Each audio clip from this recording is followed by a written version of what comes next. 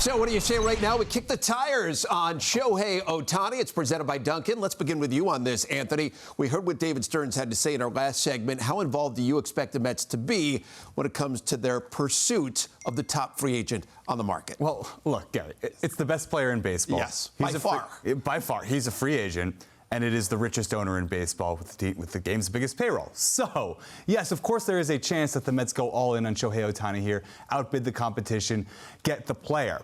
But I would certainly say that's far, far, far from a sure thing for a couple of reasons. One, let's remember the lesson we just learned with Craig Counsell. The guy has to want to come here, first of all. There's a lot of questions about that, about Ohtani wanting to come to the East Coast at all. He may well just want to stay in California. Two, guys, just because you can afford the player, as David Stearns just said, doesn't mean that he fits perfectly for you. This is a big risk for any team that takes on Shohei Ohtani. I understand how good the guy is. He's obviously one of the best hitters in the game, if not the best, one of the best pitchers in the game, if not the best. But when you're talking about long-term, projecting out an 8, 9, 10-year contract at what? Perhaps $500 million or more. That is a massive risk. Does David Stearns, in his first big move as Mets manager, want to tie up essentially his entire legacy in this one player? I'm not necessarily sold on that with all these other options out there until we see that the interest is real. See, I agree with you. I think that if they were one player away, then you might see the Mets go all in on Ohtani. Go, hey, this is a guy, we're going to pay him whatever it takes, and he takes us over the top. But they need to spread out their money, I think, this winter, because there's so many different holes to fill. And I believe or buy into the skepticism about him being on the East Coast. Now, if you want to really, really overpay him, then maybe he'll change his mind. But I always have a little bit of a leeriness about a player.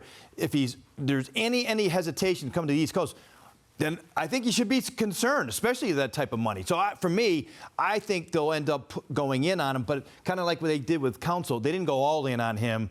They felt like there was another option there, and I think there's other options other than Ohtani. I do think they're going to go all in on Ohtani personally, and I would go all in. This is a generational type player. I know he's coming off the surgery, but he can be back in the lineup next year from an offensive standpoint. We know the Mets have missed that big bat. I know they have Alonso, but they have missed that second big bat. So it's going to be interesting to see just how aggressive they are here, and I do think they will be aggressive. We know the West Coast teams might have an advantage here, beginning with the Dodgers. Do you think that is the biggest competitor here for the Mets when it comes to Ohtani? I think it's no doubt because they've come below the luxury tax. They've had a reset on the penalties, that the Dodgers are clearly the number one option.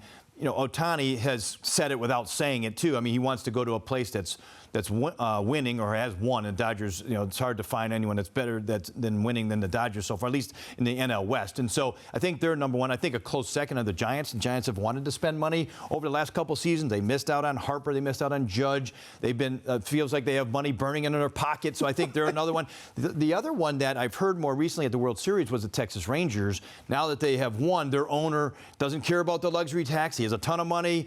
They're looking to go ahead and repeat. He's been in the West. They've compete against him. So that's a sleeper team out there that I would take a look at as well.